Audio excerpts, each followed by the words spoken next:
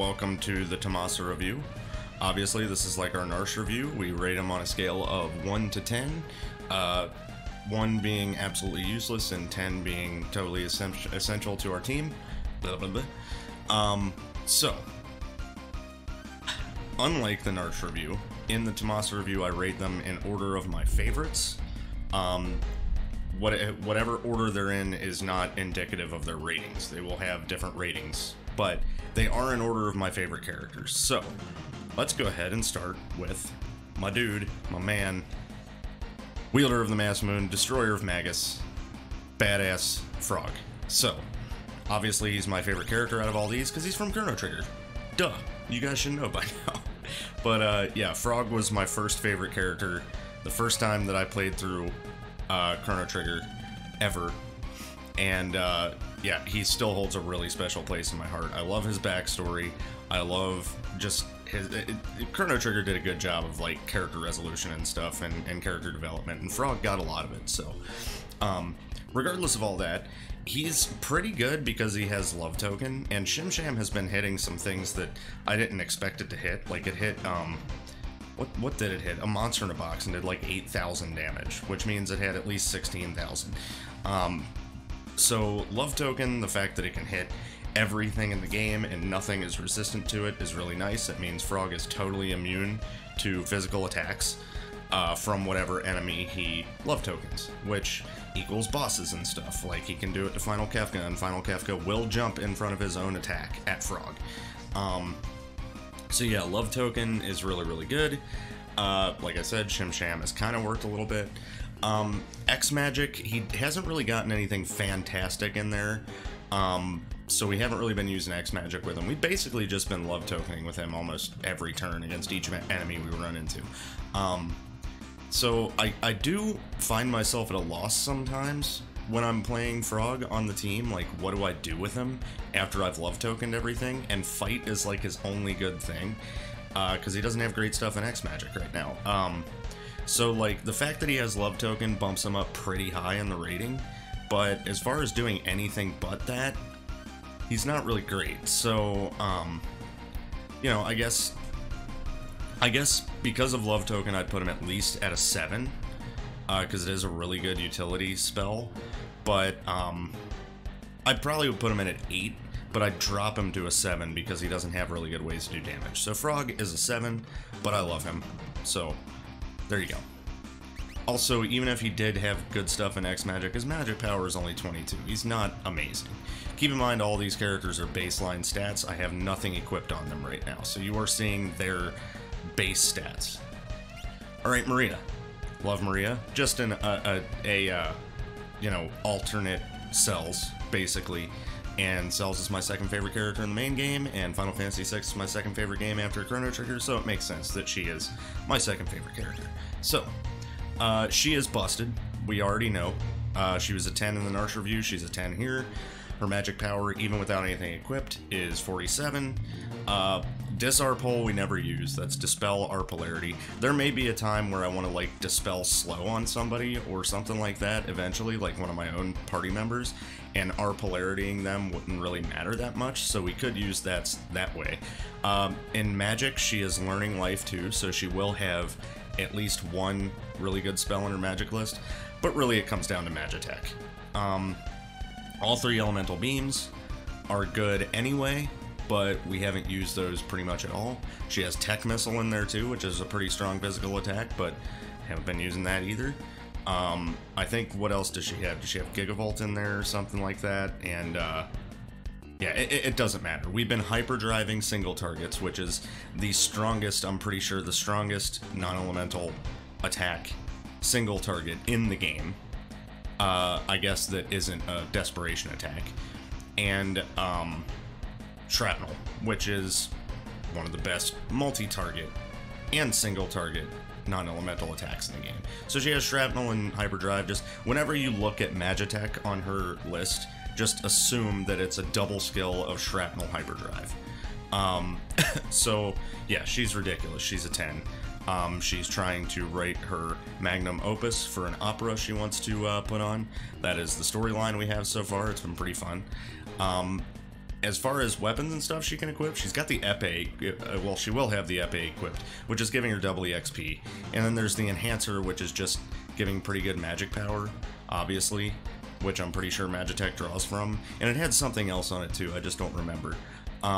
Regardless, she's never swinging a weapon, she's always doing hyperdrive or shrapnel. So, Maria, awesome to have you aboard again, and again, you're busted. I did finally remember what she had in the last seed that we got her in, and it was Diffuser. So, that wasn't great for her, but that was the only time I've seen her not be good. So, there you go. Maria's our 10. Edward. Edward is from Final Fantasy IV, which is my second favorite Final Fantasy game. And, yeah. He's been okay with lore. We haven't gotten anything crazy with him yet. We have Big Guard. We have Blowfish now. We just recently got that thanks to another one of our characters, so that's good. He does have Whirlwind, which is nice, if we really need somebody for healing. Obviously, Quasar and Grand Train are banned in the World of Balance, but we do have an enemy and a clock that I know that we can get Quasar from in the World of Ruin, so that's one good thing that will come of Edward. W all sucks. It's just 2 skills back-to-back of hit all spells, which is bad. I mean, you don't want to Quake yourself, you don't want to Murton yourself, you definitely don't want to Crusader yourself or W-Wind yourself. Those spells are only used, really, when you can set up your party to be, like, healed by them, like with Merton strats and stuff, but when it's random, it's no good. And then his magic command, I didn't really pay attention exactly to what he's learning, but I think it's pretty good. I'm not exactly sure, so I'm gonna, like, ignore the magic list for this rating for him. The fact that he has lore character is always good. He will end up good eventually, but right now I'd probably put him about a 7. I think he's not half bad, even with what he's got right now. So, good job there, Edward. Kuja. I don't know why he's up here, actually. Yeah, I'd say he's about there. Okay, so, no. I'd say, yeah, more like that. Alright, so, we'll skip Kuja for now. Adrian. I love Adrian the alarm clock, dude. He's so cool. He's an inanimate object, which I rarely get with the potato flag. And, yeah, the clock buns are strong. Question mark wind, not great, especially because it can roll Gale Cut, which is, you know, Vargas's attack, which kind of sucks. And, also, W-Wind, I'm pretty sure can be pulled from it, which we don't want. It's kind of like W-All in that respect. As far as magic, I haven't really checked for a while. He hasn't been on our team for quite some time. So yeah, Adrian, despite being hilarious, he is probably right now, I mean, he does have a big AoE attack, even if it does roll W-Wind. I mean, most of the time it won't, I guess. And it's random number of times wind attacks. So the fact that it's elemental kind of sucks. I don't know. I'd probably put him about a 5. It depends on what he rolls out of W-Wind, or question mark wind. So yeah, I'd say he's a 5. Dwayne. I can't believe he's this high on the list, but he's kicking ass, and I kind of like the backstory of him having a gambling problem. So what we've been doing with Dwayne, first of all, he has our party, which the first time he ever did it, he spiraled.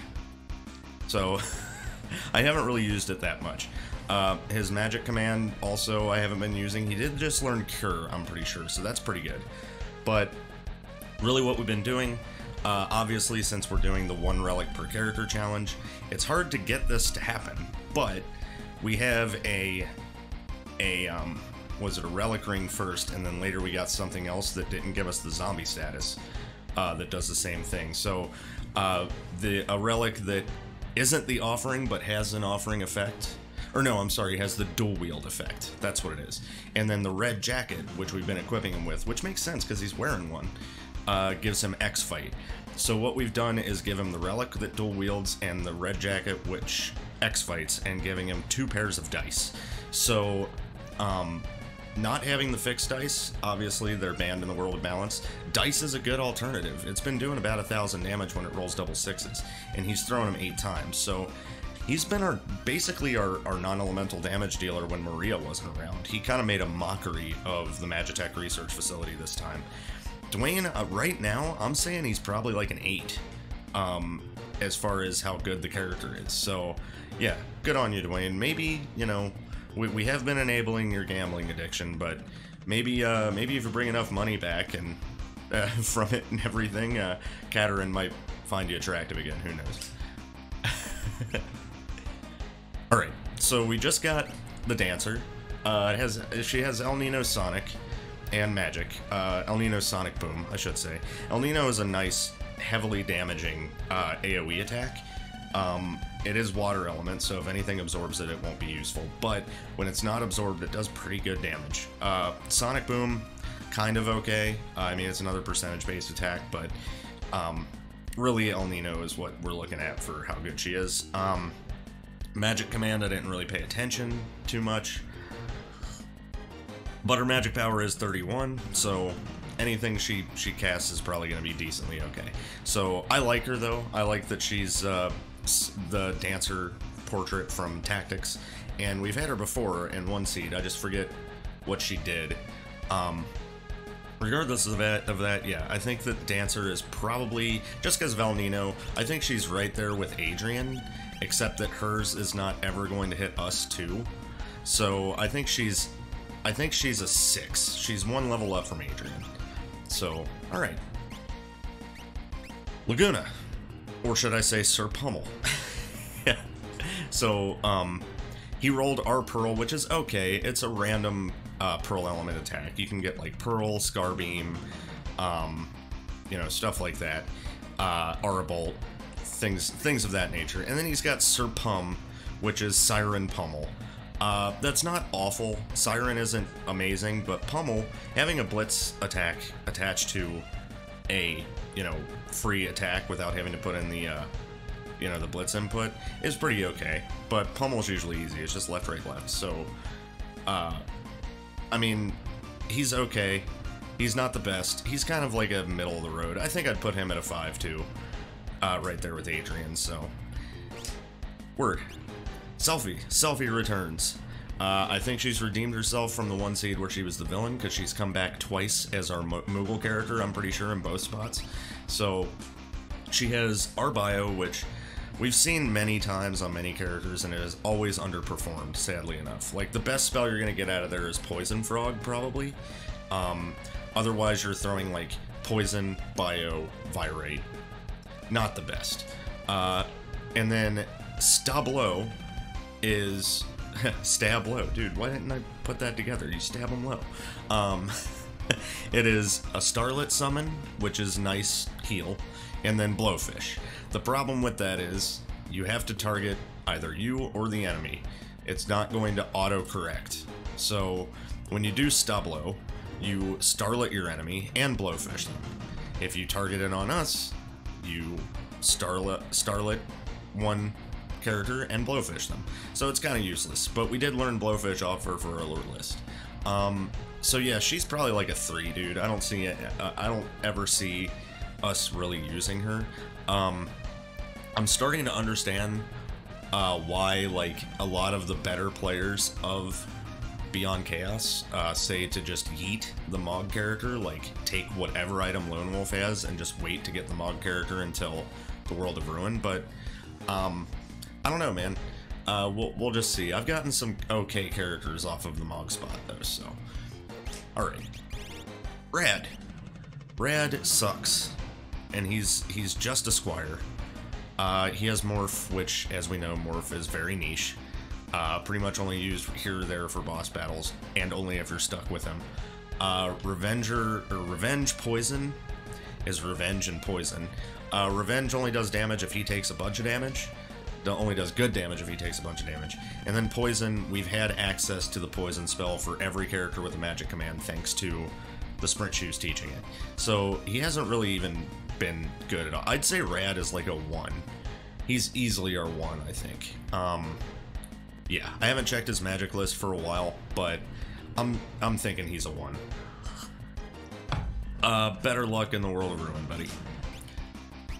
Alright, Tails. He was at the bottom of my list before I realized I had Kuja way too high up. Mostly because I love Tails. He's my favorite Sonic character. But this sprite is kind of god-awful. And I kind of hate it. And, yeah. I mean, I know they use, like, the assets of the sprite for, or, from, like, Sonic 2, but it just doesn't fit in the Final Fantasy world very well. It doesn't mesh. But, regardless, he has Diffuser, which we already talked about isn't that great, like when Maria had it. It's just an AoE lightning attack. Doesn't do incredible damage. And then Scar Beam and Shell. Now, Scar Beam hits, and it's decent Pearl damage. But then you shell the enemy, so the next time you cast Scar Beam, it's not going to do decent damage at all. And he has no magic command, so... But look at his magic power, though. Base, 53. So, if we ever find something weak to lightning, Diffuser is going to do pretty good. But he can't use magic, so there you have it. We do, however, have a relic, and I wasn't going to talk about this till I was done with the characters, but we do have a relic that turns item into lore, so we could potentially give him that and just let him cast lore like Edward does, but that's neither here nor there. We're talking about the base character without equipping anything like that, so he's, I mean, he's got to be a 2, right? Makes sense, he's got 2 tails, we'll make him a 2. He's better than Rad. Alright, Kuja. I hated Kuja as a villain. I thought he was really lame. It was like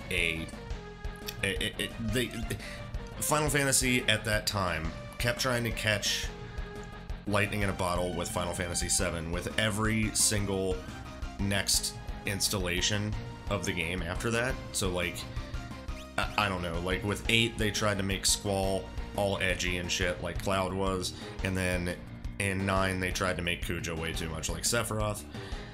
I don't know. I never really did like Kuja. I thought he was lame. I hated him because he was lame and not because I hated him because he was the villain, you know?